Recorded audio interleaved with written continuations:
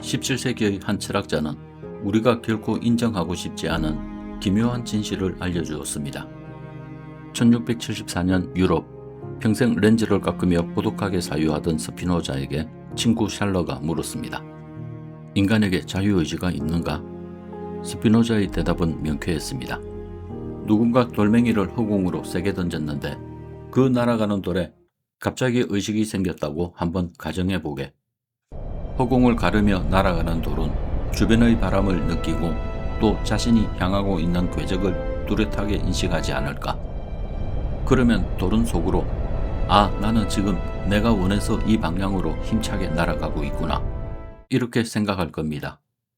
그러니까 본인이 누군가의 손에 의해서 밖에서 던져졌다는 사실은 까맣게 모른 채 말이죠. 단지 지금 자신이 움직이고 있다는 현재의 현상과 계속 날아가고 싶다는 그 마음속의 욕망만을 느낄 뿐이죠. 스피노자는 인간도 이 날아가는 돌과 완벽하게 똑같다고 보았습니다. 우리는 마음속에 어떤 욕망이 피어올랐다는 결과만 볼 뿐, 그 욕망을 만들어낸 수만 가지의 근본 원인들을 알지 못하기 때문에 그저 내 마음이 스스로 결정한 자유라고 착각을 하게 됩니다. 이건 무엇을 의미할까요? 아침에 눈을 뜨는 순간부터 잠들 때까지 커피를 마실지 차를 마실지 버스를 탈지 지하철을 탈지 우리는 이 모든 것을 나의 능동적인 선택이라 믿습니다. 하지만 이 선택들은 뇌가 만들어낸 환상에 불과할지도 모릅니다. 돌이 날아가는 궤적을 스스로 정했다고 믿는 것처럼 마음은 그저 뒤늦게 자신이 그렇게 했다고 느낄 뿐이라는 것이 스피노자의 생각이었습니다. 스피노자의 생각이 맞을지도 모른다는 결정적인 증거가 있습니다. 1983년 캘리포니아 대학의 벤자민 리벳은 실험 하나를 준비했습니다. 사람들이 손가락을 움직여야지 라고 마음먹는 순간과 실제 뇌가 근육으로 신호를 보내는 순간을 비교했습니다. 결과는 충격적이었습니다. 사람들이 움직여야지 라고 결심을 하기 약 0.35초 전에 이미 뇌는 근육으로 신호를 보내고 있었던 겁니다. 결국 내가 커피를 고르고 누군가를 사랑하고 화를 내는 모든 순간에 사실 우리 뇌는 마음보다 먼저 출발하고 있었습니다. 이건 스피노자의 날아가는 돌처럼 우리가 나의 선택이라고 믿었던 것이 사실은 뇌라는 시스템이 내린 결정을 뒤늦게 확인하는 과정에 불과하다는 뜻이 아닐까요? 의식이 행동의 원인이 아니다. 2008년 독일의 헤인즈 교수는 더 충격적인 실험 결과를 내놓았습니다. 왼쪽 버튼을 누를지 오른쪽 버튼을 누를지 우리가 의식적으로 결정하기 무려 10초 전에 뇌 스캔만으로 그 선택을 예측할 수 있었습니다. 무려 10초 전이라니. 그러니까 우리가 점심 메뉴를 고르는 그 사소한 일상적인 선택조차도 사실은 내 의식이 결정한 게 아니라 이미 우리의 뇌 속에는 그 메뉴가 정해져 있었다는 뜻입니다. 만약에 우리 뇌를 아주 커다란 레스토랑이라고 친다면 그 주방 안에서 내가 주문을 하기 10초 전부터 이미 요리사들이 알아서 요리를 시작한 거나 마찬가지입니다. 내 의식은 그저 바깥 홀에 멍하니 앉아 그 요리를 뒤늦게 주문하고 말이죠. 이 실험은 비록 완벽한 조건에서 진행되지는 않았지만 우리가 느끼는 선택의 순간이 사실은 이미 내려진 결정을 뒤늦게 통보받는 과정일 수 있음을 보여주었습니다. 자유의지라는 견고한 믿음은 뇌과학이 발전하면서 크게 흔들리고 있습니다. 우리 뇌는 수조 개의 신경세포가 각자 신호를 주고받는 오케스트라입니다. 그런데 지휘자가 존재하지 않습니다. 지휘자가 없는데 어떻게 우리가 지금 이렇게 조리 있게 대화를 나누고 복잡한 생각을 할 수 있을까요? 누가 위에서 통제를 안 하는데 어떻게 이 모든 게 엉망진창이 되지 않는 건가요? 수많은 신경세포가 서로 소통하고 충돌하면서 뇌에는 가상의 주인공이 만들어진다고 합니다. 그리고 모든 사건을 그 주인공이 이끄는 한 편의 영화처럼 보기 좋게 편집합니다. 그 주인공이 바로 나라는 자아입니다. 즉, 당신이라는 존재는 실제하는 주인이 아니라 뇌가 실시간으로 만들어내는 정교한 환각인 것입니다. 과학자들은 새의 군무를 통해 나라는 자아가 어떻게 만들어지는지를 완벽하게 비유합니다. 우리는 하늘을 뒤덮는 새떼의 형상을 보고 하나의 유기체처럼 느낄 때가 있습니다. 실제로 독수리 같은 포식자에게 이들은 자신보다 훨씬 큰 괴물처럼 보일 수 있습니다. 하지만 실제로 존재하는 것은 개별적인 새들 뿐입니다. 그런데 이 경이로운 새들의 군무에 리더가 없다는 사실을 알고 계시나요? 누구도 명령하는 자가 없습니다. 새들은 그저 주변 7마리 정도의 움직임에만 반응하는 충돌 회피, 대열 유지, 방향 일치라는 3가지 규칙만 따릅니다. 우리 뇌 속에 있는 860억 개의 신경세포도 이와 같습니다.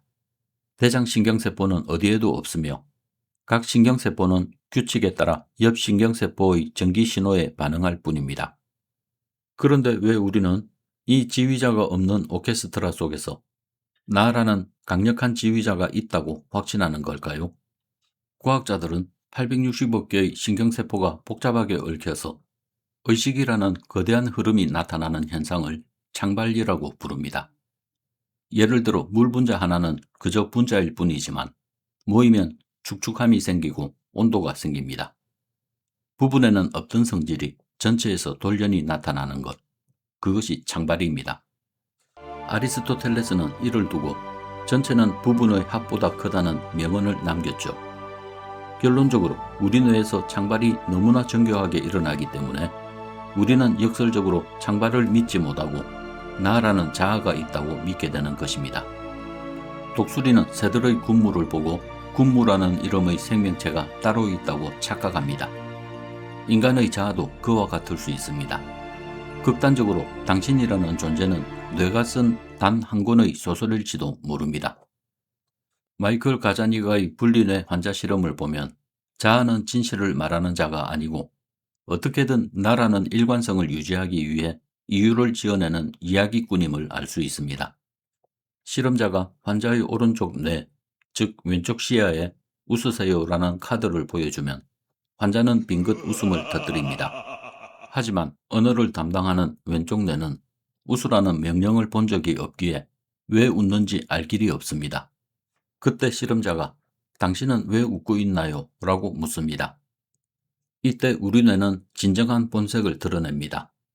왜 웃는지 모르겠다고 답하는 대신 왼쪽 뇌는 0.1초 만에 주변 상황을 스캔한 후 아주 태연하게 이유를 꾸며냅니다. 아, 박사님 넥타이가 참 재미있게 생겼네요. 이것이 우리가 나라고 부르는 것의 본질입니다. 이 모든 것은 뇌가 가진 스토리텔링 능력 때문입니다. 우리는 평생 이 자아가 쓴 소설을 진짜 나의 인생이라고 믿으며 살아왔을지도 모릅니다.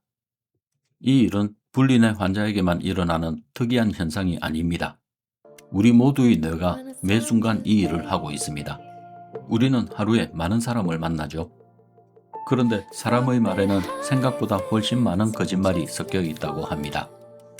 처음 만난 사람과 10분간 대화할 때 평균 3번의 거짓말을 한다고 하는데 이 역시 뇌의 스토리텔링 능력과 연관이 있을지도 모릅니다. 우리는 후회할 선택을 하고 나서 그럴듯한 이유를 찾고 먼저 화를 낸 뒤 상대방의 잘못을 발견하고 이미 내린 결론에 맞는 증거만 골라냅니다. 그리고 그 모든 과정이 끝난 뒤에야 내가 이렇게 판단했다고 말합니다.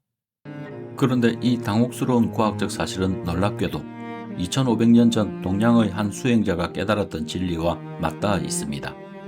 바로 나라는 실체가 없다는 불교의 무아론입니다. 무아론은 우리에게 이 편집된 각본에서 걸어나오라고 말합니다. 나라는 고정된 실체가 있다는 집착을 내려놓을 때 비로소 뇌가 쓴 소설 속 주인공이 아닌 삶이라는 거대한 흐름 자체를 객관적으로 마주할 수 있기 때문입니다. 불교는 조용히 앉아서 명상을 통해 자신의 마음을 들여다보면 그 속에 나라는 실체는 보이지 않는다고 합니다. 그저 수많은 생각이 일어났다 사라지는 흐름만 있다는 것을 직접 보게 된다는 거죠. 각본에서 걸어나오라는 말은 자신이 인생의 저자인 척 하기를 멈추라는 것입니다. 내가 저자라고 믿는 순간 우리는 자신이 쓴 각본에 갇혀 괴로워집니다. 하지만 관객이 되면 지금 부끄러움이라는 생각이 일어났구나. 성공하고 싶다는 욕망이 지나가는구나. 이렇게 객관적으로 바라보게 됩니다. 이것이 불교 깨달음의 일부입니다. 나는 없다. 생각은 내가 하는 것이 아니라 내 안에서 일어나는 것이다. 이렇게 되어야 해. 내 체면이 뭐가 돼? 이렇게 내가 모든 것을 통제해야 한다는 무거운 짐을 내려놓는 것은 우주의 경이로운 질서 그 자체를 받아들이는 것일지도 모릅니다. 스피노자 역시 자유의지를 환상이라고 말했지만 이것은 절망이 아니라 우리가 자신이 어떤 법칙에 의해 움직이는지 깨닫고 자연의 질서를 받아들일 때 비로소 환상에서 벗어나 진정한 평온을 얻을 수 있다고 말했습니다. 즉, 진정한 자유는 내 마음대로 선택하는 것이 아니라 나를 둘러싼 거대한 인과관계를 이해하는 데서 온다는 것입니다. 어쩔 수 없는 것을 탓하지 않고 이미 던져진 돌처럼 날아가고 있는 내 삶을 긍정하는 것. 예를 들어 나에게 무례하게 구는 사람을 볼 때 그 사람 역시 자신이 쓰지 않은 대본을 연기하는 돌이라고 생각하면 분노 대신 이해가 들었을 자리가 조금은 생기지 않을까요? 스피노자의 날아가는 돌은 350년이 지나 뇌과학 실험실에서 다시 발견되었습니다. 그동안 우리는 인생이라는 연극의 작가가 되려 했기에 늘 고통스러웠는지도 모릅니다. 내가 쓴 대본대로 풀리지 않는 삶을 원망하면서 말이죠. 하지만 과학과 스피노자 그리고 불교가 들려주는 이 모든 이야기는 우리에게 더 나은 사람이 되기를 강요하지 않습니다. 오히려 우리가 쥐고 있던 낡은 지휘봉을 이제 그만 내려놓으라고 말해줄 뿐입니다. 우리는 인생이라는 연극의 저자가 아니라 이 경이로운 우주적 군무를 가장 가까이서 지켜보는 관객일지도 모른다고 말이죠. 자아라는 소설이 끝난 자리에서 비로소 진짜 삶이 시작될지도 모릅니다. 이제 당신의 소설 밖으로 걸어놓을 시간입니다.